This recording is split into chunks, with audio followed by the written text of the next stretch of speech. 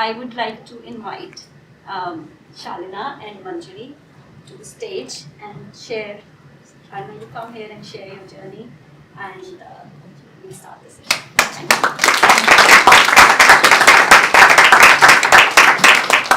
Thank you, Monica. Before we start, I'd just like to acknowledge the fact that our first-time author today, Shaleena, has quite a force to reckon with. She's got her entire family in one room, and it's great to have them. And you know, it's very easy to introduce an author saying she's done this, but it's wonderful that an author has first identified herself as a mom. The reason for the book is that she's mom, right? So her first role is mom. The second, she said her father is here, so she's a daughter. She's a sister-in-law. She is a sister as well. She's a wife. Of course, the husband wants to, pitch and say she's a wife as well, and he features quite prominently in the book. And he's good, so that works too. And she's also a full-time working professional, apart from everything else. So I'm now just going to ask her the first question. Apart from being all of these lovely things and a first-time author, what are the top 3 things you'd like the audience to know about you?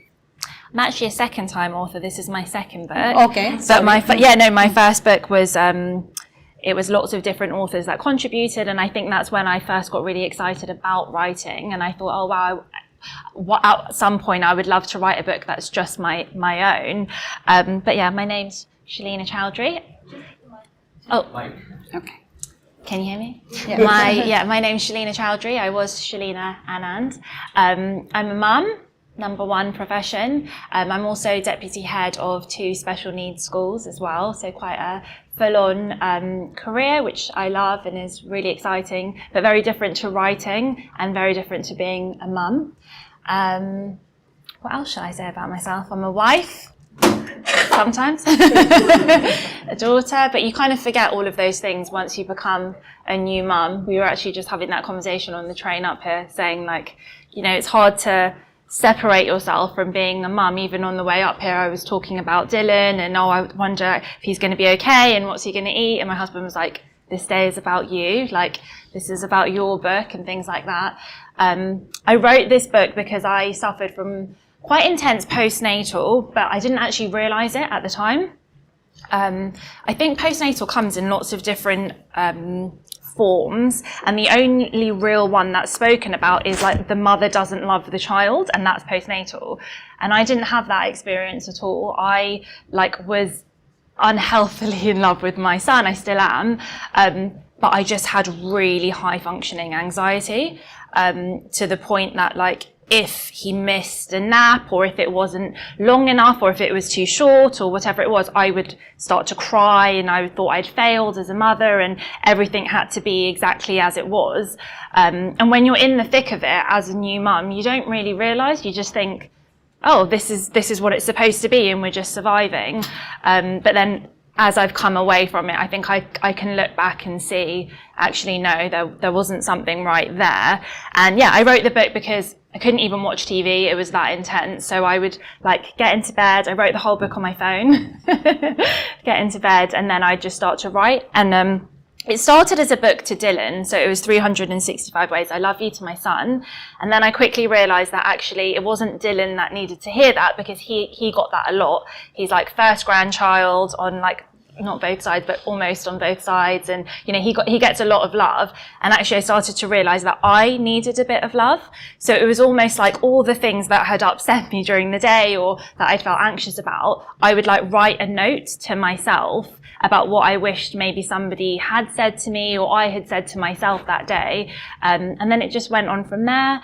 And then with the help of Hector and Monica, I wrote anecdotes of things that had happened, because we sat for dinner for hours the first time I met them, and I was telling them my story and my journey, and they were saying this is really, this material is gold. We need to write this as part of the book.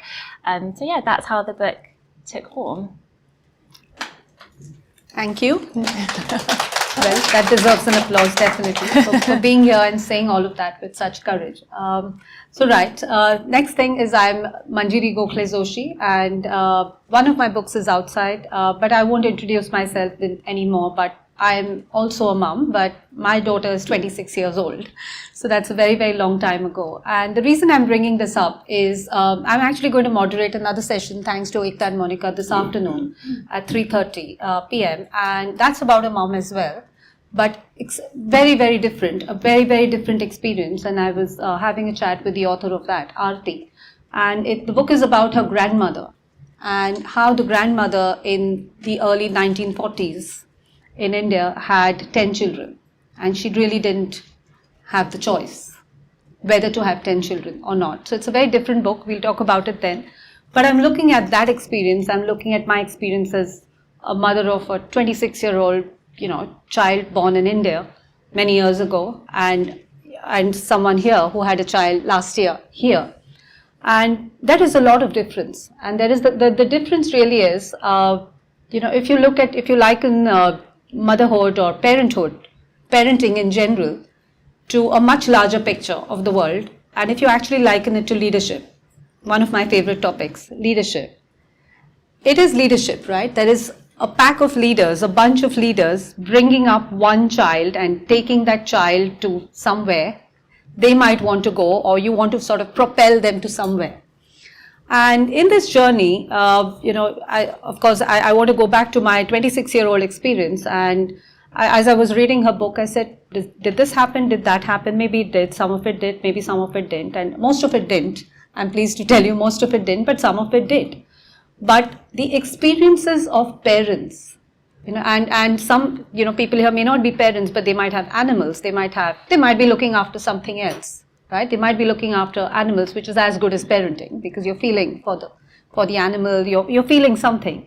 And it's always about someone else, right? So why I'm going back to leadership is the responsibility, and everything Shaleena describes in the book is not just about Shaleena's journey, but the journey of all these people in so many ways. Because in a way, you're not just looking after Dylan, the young man who was going to be very proud, there was a book after him, but all of you are looking after Shaleena as well. Right? So that is what leadership is about, and that is what the parenting and leadership, why I bring it back, is it's like the Indian joint family. You are pretty much like the Indian joint family, right? Where there are 8 or 10 people, all giving their own thing to the little child, just like elephants do. Right. So I'm going to come back to what Shaleena has written about, and something which, especially in India and in the Indian culture, is not so well acknowledged. That do you really have a choice of not loving a child? Or do you actually have a choice of thinking at that time that I'm not feeling good? Right? Because the pressure of, now it's all about this little one, because still last night it was all about you because you were the carrier of the little one. And now suddenly it's about the little one who is now a detached soul, and you're one of the carers now. You don't need to be cared for. So I think, what we really need to applaud is Shaleena's attempt at first, being so candid, so honest, saying, no, this really happened. This really happened, and there might be a lot of people in the room or outside who say, who don't have the courage to say it happened to me, but she said it. So a round of applause really for her to first say it. Thank you for saying it on behalf of many other people. And my question to her, this one, is really about what makes it so real. Among the many things she says in the book, there is one particular incident when she's talking about how she had to be taken to hospital in an ambulance. And that makes it really real, because every time somebody says, no, this is all, it's just in your mind, it's not really real what you went through. But the fact that, she had to actually be taken away in an ambulance while she was mom. Would you like to talk to us about the experience of before and after, and how that really makes it real and makes people believe, gets people to believe that what you went through was so real? Yeah, so it's quite hard because I don't actually really talk about Dylan arriving in the hospital, because it's still quite intense for me. And I've even written, one of the anecdotes in the book is about our first night in the hospital, and just how intense I felt, not even the pain, but just the emotional side of it. I'm quite a people pleaser in general. So then my whole mind was is my husband okay? Is he sleeping? Oh no, he needs to feed again. And then I'm having to wake somebody else up, and I should be able to do this on my own. And why can't I do this on my own? Which obviously isn't real, because I had a C-section as well. So I couldn't even stand up. But that people-pleasing aspect, which a lot of Asian women have, of like everybody else comes first and I need to be a good wife and daughter and whatever it is, I was like, oh no, like I'm not doing my duty as a wife because I keep waking him up, because like I couldn't even really see or speak because of all like the drugs they had me on, and I felt like I was going to drop Dylan and that side of it. And then my healing process when we got home wasn't great. So as part of it in the book as well, yeah, we had to go back into hospital, and I was in so much pain. I had to be on like gas and air and walk to the hospital. But even to get to the point of when they would come to collect me from the ambulance, they wouldn't come, would they? They were like, no, like, that whole thing of, I don't know whether it's like a stereotypical thing of race or whether it's just a new mum is just supposed to get on with it, but they don't really believe you when you say, no, something is wrong and it's not as it should. They're like, you know, you'll be fine. They said, you can make your way in if you need to. And I was like, I can't walk. It was so intense that we had to put like a bucket by the bed at one point, because I was like, I'm not going to be able to stand up to get to the bathroom. And we had to basically fight for them to come. Then when they did come, I was in so much pain I couldn't take Dylan with me.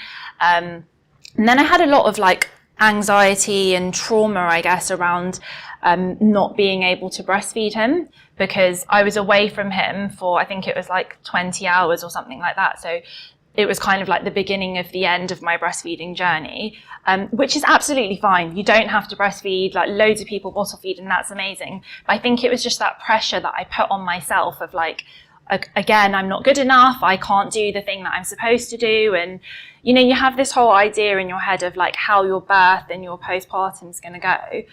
And like nobody taught, especially in the Asian community, nobody explains how hard it is. Actually, I think my mum kept saying like, I need to be at the hospital with you. And I was like, no, like it's going to be me and Kush, and, you know, it's going to be this like romantic thing. And she kept saying like, I just hang around. And I was like, no. Then like, I think 3 hours out of surgery, I was like, get my mum. I need my mum. But yeah, it's hard. And then people come, obviously like Asian community, everyone wants to come to see the baby. I was like, I can't have a conversation right now. Like people would come over and I would just like cry whilst they were there, or Kush would find me in the other room and I would just be like crying on the bed, and he was like, what's wrong? I was like, I don't know, I just need to cry. So all these things that nobody talks about. And then once you have the baby, everyone's like, yeah, that same thing happened to me. I'm like, why didn't you tell me? Because if I knew, I could have maybe prepared myself a bit more around it. And everyone's like, you know, day 3, when it gets to day 3, it's the worst day. Why did no one tell me? They're like, why did no one tell me that day 3 is a thing, that your hormones are everywhere? And then obviously people come to hold the baby, and you just think like, in my head, what's going on? And I think there's an anecdote about that as well, is like, have they washed their hands? The perfume, like I remember Dylan was like coughing once and I was like, the perfume is choking him. But you can't say any of this out loud because you sound like ridiculous, but it feels so intense to you, and you just want them near you, and yeah, it's just intense. And I think there should be more conversations openly around it without the stigmatism of you did something wrong and that's why you felt like that. Do you know what I mean? Yes. Thank you, Shaleena, for being so honest about it. I could see many people nodding in the audience at various points. And what does that really tell you? And that's something which hit me about the book, is that everyone's experience is different. I mean, some of it is common, but what everyone feels as a mom and dad both at different times could be completely different. And I'm bringing it back to the other book in the afternoon, which is a completely different experience, my own experience. So many moms and dads and people here, completely different. And this is really about acknowledging that being different is all right? Feeling like it's okay for, you know, getting someone into the room and saying, okay, you want to love my baby and you want to say hi to my baby, it's fine. Or someone else panicking, saying, have they washed their hands? Or, in a lot of times in the Indian context is, yes, I'm here to love your baby. Of course I washed my hands. Why are you asking me that questions? And all of that. It's fine to be different. And I think where the pain is really is to be judged by someone else. What is right for them. Right? So if everything she's described, Shaleena has described in the book, is about someone else's window saying this is the right way to do it. You should feel like this on day 1, day 2, day 3 and day 10 and all of that. And I'm sure a lot of people here, if you talk to them, offline, will tell you something different. I was like, that's fine. It's okay. It's okay to be there. So I think in a way, what she's given us is a very soft and gentle, assurance that it's okay. It's absolutely okay to be what you are. On that note, I'm going to ask the audience for your questions, and then we'll go back to 1 or 2 more from me.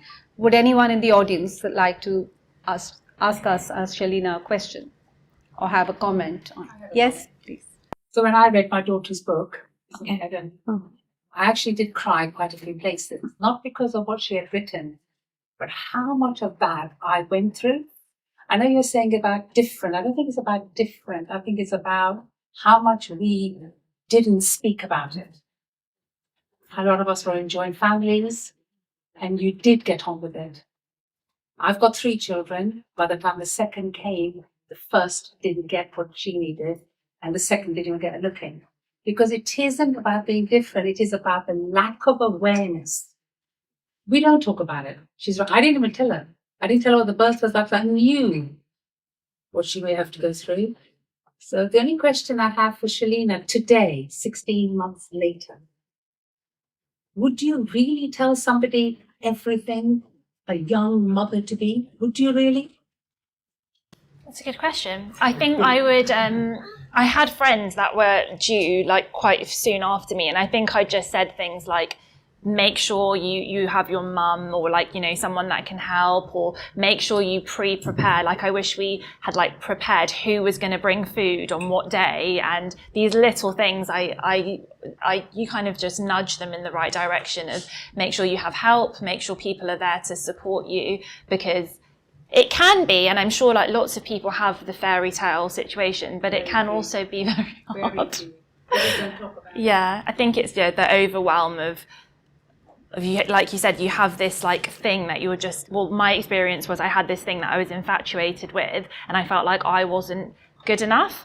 And I think a lot of new mums, whatever it is, that insecurity that you have in your own life pre being a mum, it almost comes out when you have your baby, and then it's like a demon that you have to face.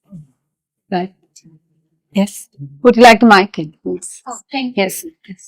Thank you. If you'd like to identify. My name is Francesca.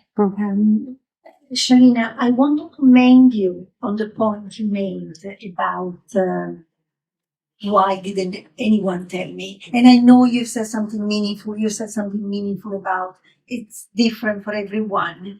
But what resonated to me is the fact that that is such a great political point.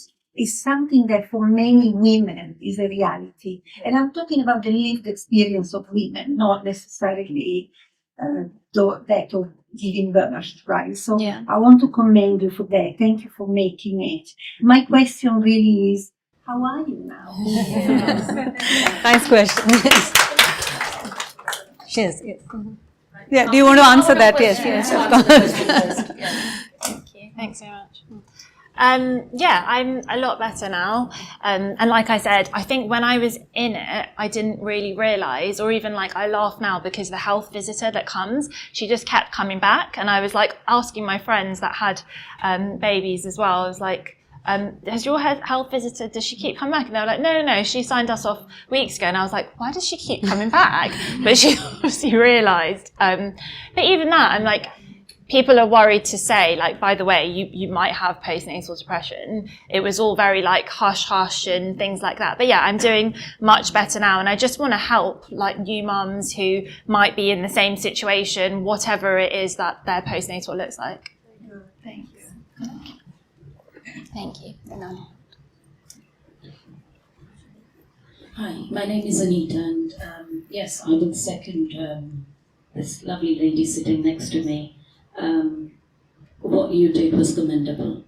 we go through a lot, but we don't always talk about it. And yes, it is okay to not be okay. Yeah. And we all need to appreciate that. My question to you is, now, would this whole roller coaster ride, I call it roller coaster, I haven't read your book yet, would that deter you from becoming a mum again? Very good question. Very good question. That's a very good question. I think every day is different. So I think because of my experience, for the last 16 months, I've been like, we say one and done. So we're like one and done, that's us. I think the experience has been quite intense. So I'm not in a rush to go again. But whatever God has in store for me, he has in store for me. Because that's how it happened with Dylan. So if it happens like that again, then yeah. By the way, this was a question from a mom who has 3 kids herself. Yeah. And all 3 are C-sections. Yeah. Every time I said no, and I had another one. So, Well, I was like, before I had Dylan, I was like, we went to a hypnobirthing class. I was like, I'm going to get in the water. And I was a yoga and a meditation teacher before in another lifetime ago. But when I was younger, so I'm very into that side of things. I was like, I'm going to breathe this baby out. And I listened to the affirmations every night. And then it was like, had a C-section. It was like, had the epidural 12 times, I think they couldn't get it in. And it was all like very different to what I thought it would be. But my answer is like, yeah, whatever God has in plan for me. Ride the roller coaster. Thanks. Excellent question and excellent answer, I think. Yes, Annie, or yes, Annie, and then the lady behind you. It's good there are many questions. Yeah. Hello. Yes, please. My Yes. name is Shaleena Chowdhary. And thank you, Shaleena, for giving this book. It looks amazing. I haven't read it yet. Of course, my really question to you is that going through it, do you intend to write an addition to this? Because as you move along, being a mom actually comes in different guises. So that's my first question. And because this new mother's anxiety is quite normal, and we are never told about this. And in fact, you're lucky to have a healthy baby. There's a whole lot of pressures come in, which is also to do with our traditions, especially within Asian community. So there is a lot to talk about. There's layers of expectations to produce a son as opposed to producing a daughter, and all that connotation that comes, that anxiety that comes with it. So well done, and all the best. And I wish you better motherhood.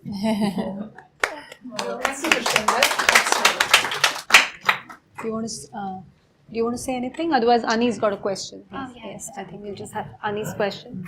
Annie, you had a question, yeah. I'll stand up. Yeah. Hi Shaleena. Hi. Good afternoon. My name is Aniruddha. I have no experience of motherhood, so I'll skip that one. It's okay. I want to ask the question, the author in you. Congratulations for committing Dylan's stories into paper, because stories change the world, and I hope it does. My question is, what ink and paper has been written inside you during writing this book, before, during, after? How is your own story internally changed? And I'm more keen to know that. That's a good question. Does that make sense? Yeah.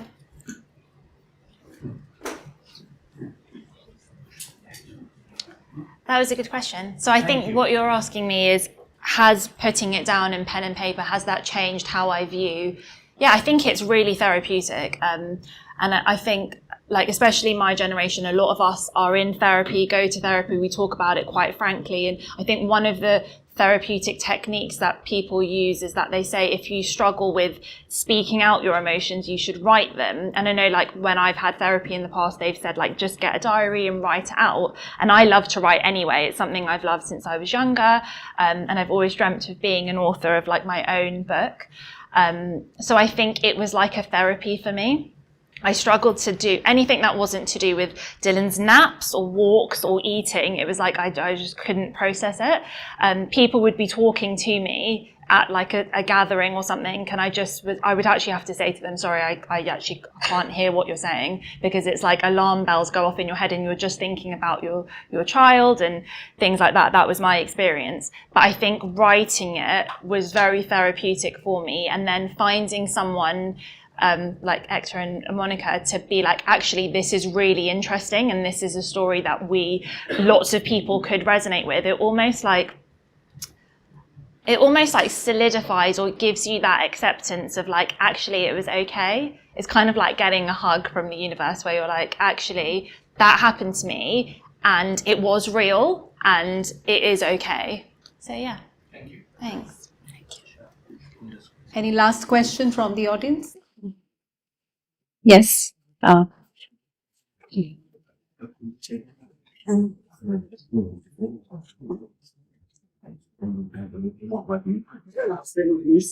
done, Shaleena, very proud of you. As your last statement today, what is your advice to expectant mums or women who haven't had baby? What would your pearls of wisdom be?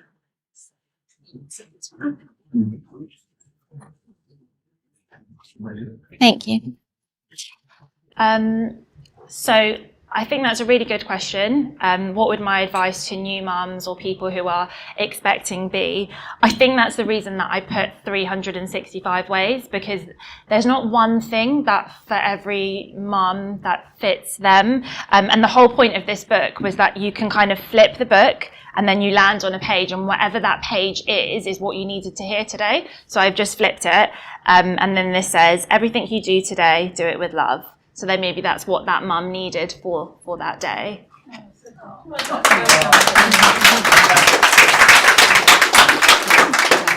That was going to be my last question, but thank you for asking that. I just want to thank, before we invite Monica and Ekta up on stage to release the book, I wanted to thank the men in the room. Because one of the other problems and why we get here to the stage where someone like Shaleena needs to write this book and experience this journey is, especially in the Indian Asian culture, it's a women's problem. Right? For centuries, it's been a women's problem. And, it's also about the book we are going to release this afternoon, right? It's entirely, for over 10 children, the husband coolly says, now it's your problem. Everything is your problem. So from there to men not being allowed to be part of the solution. Culturally, men are just not allowed to, be part of this discussion and always shooed away and saying, you're not allowed. You're really not allowed in here. To where we are. So thank you for being in the room. And I'm going to end on a very funny note, because the one man who is allowed to be in the room is the doctor, thankfully, is part of the discussion. And my own father, he's going to turn 86 tomorrow. He's a pediatrician. And the way he's inundated by questions from mums, you can imagine, for the last 54 years. And he was in England a few years ago, and one of the counsellors in Milton Keynes, where I live, she organized this session where about 35 mums trooped in and just ask him questions, ask him what you like. Don't go to the NHS, you're asking very silly questions, but just go to him. And it was a fun thing because, he was stating the obvious a lot of times, but he was stating what your mum rightly said was never told, was never ever told to young women. Because they just assume that they will know or they will remember, and older women would say, actually I don't remember, it was so long ago, I forgot to tell you. Right? That's where it's coming from. So what I wanted to tell you is my dad's advice to someone who called and said, my son doesn't eat, and now Dylan's going to be 18 months, right? 17 months, right? So the next thing, she had a 2-year-old child and he doesn't eat, and I spend an hour and a half just trying to feed him, and we're running all over the place and he doesn't eat and I'm following him and all of that. And my dad just, at 86, they couldn't care less, and he's a pediatrician. He said, just have another child, stop this project, start a new project. So let's end there, and let's wish you many, many more books. And like the lady out there said, if God willing and you're willing and you want them, start a new project if you wish. But wish you many, many more books, and congratulations. And let's have Ekta and Monica here.